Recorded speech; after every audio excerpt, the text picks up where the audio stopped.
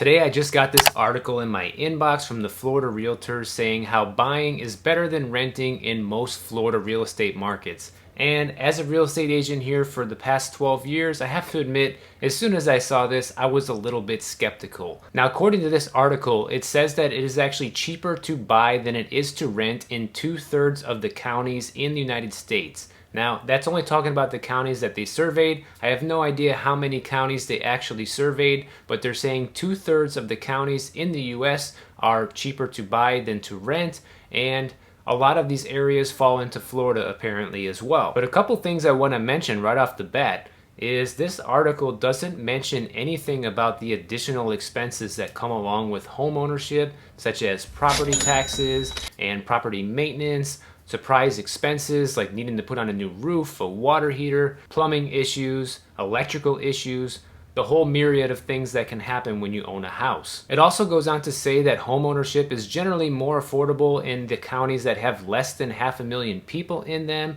and that's what brought me to being skeptical. Because when I looked at the map that they're showing here of Florida, immediately, obviously, my eye was drawn to the Miami area because that's where I live, that's where I work, and it shows a big blue circle, meaning that it is better to buy here than it is to rent. So right away, I was scratching my head and thinking, I don't know about that. On top of that, the article also says that Tampa is one of the most affordable places on this list to actually buy instead of rent. And I'm even more skeptical of that point instead of the Miami one, mainly because Tampa has so many new people moving to Tampa. I think Tampa is probably one of the most popular places in Florida that people are moving to right now. And so obviously when the population grows, so does the price to own a house. Now, just to make sure we got the details right, the article does say it's more affordable to buy than rent a 3-bedroom, 2-bathroom, single-family home that's in the median price point,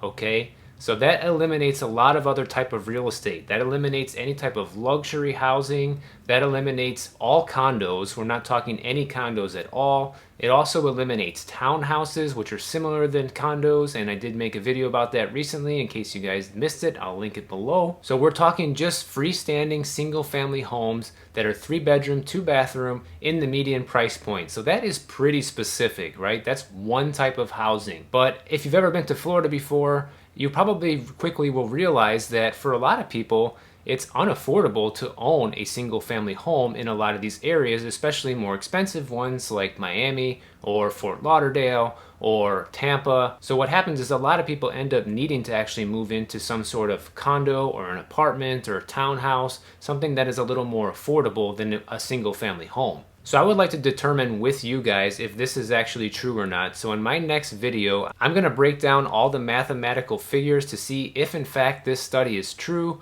and I'm going to use Miami as an example. So if you guys end up liking this cost analysis video of the buying versus renting thing, then make sure to put a comment below letting me know which city you want me to do this analysis on next, because if you guys do like it, we can make a little mini series out of it and review some of the popular cities here in Florida to see if buying is in fact cheaper than renting.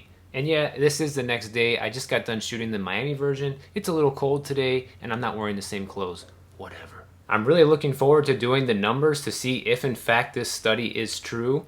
My gut tells me that it might be true, but only because of how specific the study is, talking about the very specific type of housing, and especially naming the median price point as a criteria factor here. So if you did like this video, make sure you drop it a like because it will help the algorithm share it with more people. And check out my next video right over here, which will help you determine whether buying or renting makes more sense for you. And you can use these calculations anywhere you live in the United States, and it will help you determine whether or not buying or renting is the best choice. I'll see you over there.